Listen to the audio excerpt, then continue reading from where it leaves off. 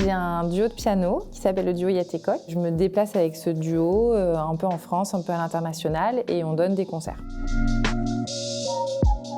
J'ai la chance de gagner ma vie qu'avec le duo parce qu'effectivement, il y a d'autres musiciens qui font peut-être d'autres choses par choix aussi, puisque tu peux, quand tu es pianiste, tu peux faire des concerts en tant que soliste, en tant que chambriste, on appelle ça quand on accompagne par exemple des chanteurs ou des violonistes, des violoncellistes. Et moi, j'ai vraiment cette spécificité du duo qui nécessite un travail conséquent parce que c'est toujours avec la même personne. Et donc, jouer avec la même personne en même temps, ça nécessite de savoir jouer ensemble, donc respirer ensemble, faire la même manière, enfin jouer un peu de la même manière. Et donc, du coup, on s'est spécialisé là-dedans et on vit de ça.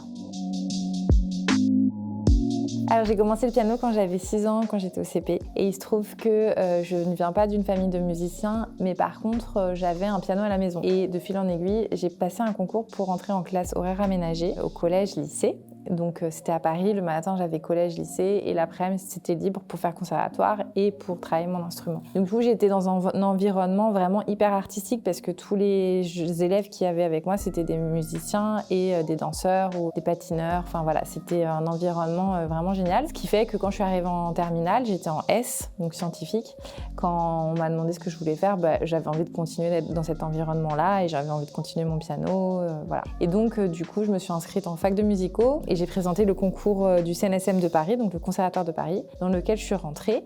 Et je suis rentrée aussi avec mon ami que j'avais rencontré à l'âge de 10 ans en Cham et avec qui je fais mon duo actuellement, le duo Yatekok. On a été toutes les deux diplômées, donc master de piano et de musique de chambre. On a passé des concours, on les a gagnés, on a eu des concerts et de fil en aiguille, on s'est vraiment épanouis dans cette formation. C'est une formation qui est un peu, on va dire, particulière. Ça permet de faire un peu ce qu'on veut. Et du coup, ça nous a permis de faire des associations avec d'autres artistes, que ce soit des magiciens, des danseurs, des comédiens et même le groupe Rammstein. Donc on a joué avec eux. C'est assez improbable. Moi, je connaissais pas vraiment le métal.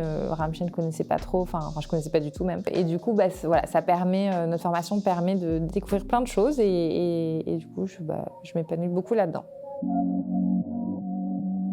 Il y en a plusieurs, c'est quand je suis en concert. Ça se passe d'une manière un peu similaire, donc il y a le jour du déplacement, on arrive à l'hôtel le soir, on dort, et le lendemain on va dans le lieu de spectacle, on dit bonjour aux gens, on voit qui c'est, bonjour, machin, voilà, on comprend un peu qui fait quoi. On répète, on teste l'acoustique, c'est hyper important parce qu'en fonction des salles, ça sonne différemment. On a aussi des pianos à chaque fois différents puisque c'est les lieux dans lesquels on va qui louent les pianos. C'est pas nous qui apportons des pianos. Donc on a tout ce côté d'apprivoisement de la salle. Le soir, il y a le concert, on dort et le lendemain, on s'en va. Et ensuite, quand je suis à la maison, on va dire que le matin, je travaille mon piano. J'essaye de m'échauffer un peu mon corps, faire des sortes de yoga. Mais bon, ça, c'est pas tout le temps. Je sais pas si je peux l'intégrer dans ma journée type. Mais bon, ça serait l'idée. Ensuite, je fais 2-3 heures, enfin plutôt 2 heures, on va dire, de piano. Je mange, je fais une micro-sieste et après, je fais beaucoup d'administratifs parce qu'il y a beaucoup d'administratifs dans mon métier. Envoyer des mails pour relancer les gens, pour leur envoyer des infos sur notre duo. Je parle beaucoup, on fait beaucoup de visio avec Nairi, ma collègue, pour travailler sur tout ce qui est artistique, savoir qu'est-ce qu'on doit faire, monter des nouveaux projets, enfin voilà. L'aspect qui est un peu méconnu, parce que moi quand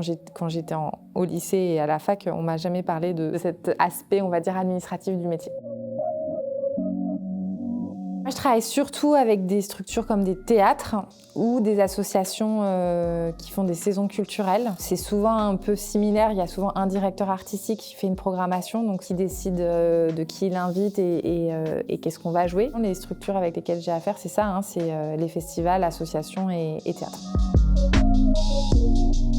C'est toi qui t'organises dans ta vie, si tu veux faire ou non de concert, quand est-ce que tu veux avoir des vacances, si tu veux travailler le week-end, le soir, enfin tu es complètement libre, donc ça c'est un très grand avantage. Les moins, c'est aussi lié à cette liberté, c'est que tu ne sais pas effectivement l'année prochaine comment ça va se passer dans ton métier, donc ça peut être un petit peu angoissant selon les caractères de chacun. Et tu sais pas si tu vas avoir le nombre de concerts qu'il faut pour pouvoir en vivre. Bon, alors après, c'est une angoisse qui est une pseudo-angoisse parce que finalement ça fait 10 ans que je fais et à chaque fois, l'année d'après j'ai les concerts, mais néanmoins, c'est le petit côté négatif du métier. Le conseil que je peux vous donner, de ne pas se figer dans des catégories, parce que souvent en art, on dit « Ok, toi tu fais du jazz, toi tu fais de la musique classique, toi tu fais du métal ». On te met dans des cases un petit peu. C'est comme si ça t'empêchait d'aller voir ailleurs. Et en fait, le fait d'être ouvert, de casser un peu ces barrières, c'est la meilleure chose que je peux vous conseiller. C'est si vous avez envie, vous avez une intuition une sensibilité pour quelque chose qui n'existe pas ou qui existe mais qui s'est mal vu, faut y aller. Voilà, faut être ouvert.